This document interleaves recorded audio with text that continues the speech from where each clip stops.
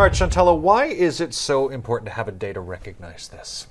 Well, unfortunately, suicide is a leading cause of death in adolescents in the United States, and the second leading cause of death worldwide in young people 10 to 24. So it is a very important time to recognize it and look at it, but not just this month, but throughout the whole year. Well, I was going to say, because Right. we have the day, but the entire month is Suicide Prevention Month, right? And just learning more awareness about what causes some people to be at risk for suicide, what are some of the warning signs, and then how can we support them. Well, what are the warning signs? Let's talk about some of them. Well, one of the number one causes, especially with teenagers, is isolation, social isolation. And right now, Generation Z is one of the most lonely generations we've had so far. And that is obviously due to social media and becoming more and more reclused into themselves.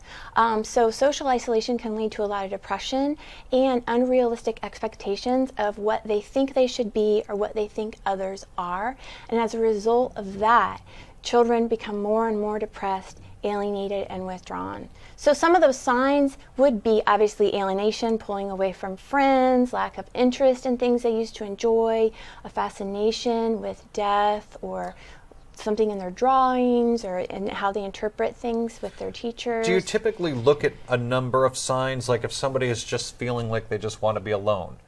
That wouldn't necessarily put them on the higher on the level of risk, right? That's a good point, Eric, because no, I mean, it's several things at once. So if you're seeing it consistently happening and a certain change in their overall behavior, so you know your child best if we're talking about teenagers, and if they're an outgoing type that has friends and then they suddenly shift or don't care about their grades, talk about getting rid of their possessions or life is meaningless, these are all signs that something else may be going on. Definitely a shift in their personality. Because a simple bad day, if you're just having just a couple of bad days in a row, it's just like, ugh, I can't stand this. Right. There's a difference. Well, we all go through that. Right. Yeah, especially the last couple days have been really frustrating with everything that's going on. Very difficult. So, but if you're unsure, it's always important to just seek out a mental health counselor, because kids sometimes say things. You know, they say, oh, I wish I were dead, and maybe we think they don't mean it. But if they continue to kind of fixate on that, there's something else deeper going on, and we really need to look at that and be aware and make sure that they're getting the support that they need. Now, let me ask you this. People have, in conversations sometimes will say, oh, they're trying it, they don't really mean it, it's just a cry for help. If somebody's really going to do it, they're not going to say anything. They're just going to do it.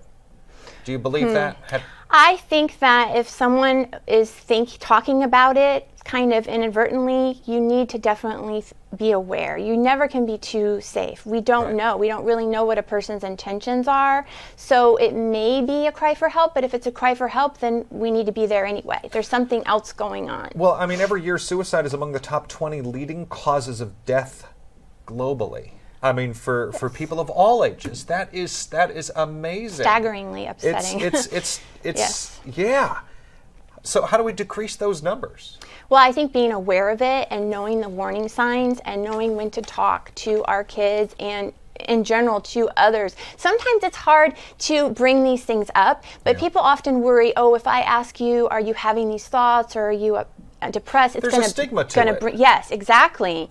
But everyone has thoughts, everyone gets sad, so just trying to be on the same level, relating to other people and making them realize it's okay to talk about your feelings. And people worry sometimes, oh, if I start talking about suicide with my teenager, is that going to put those thoughts in their heads? And that is not the case. If they're thinking about it and having those thoughts, they will talk to you about it, hopefully, or another professional, but asking them is not going to put those thoughts into their head. Those thoughts come from somewhere much deeper.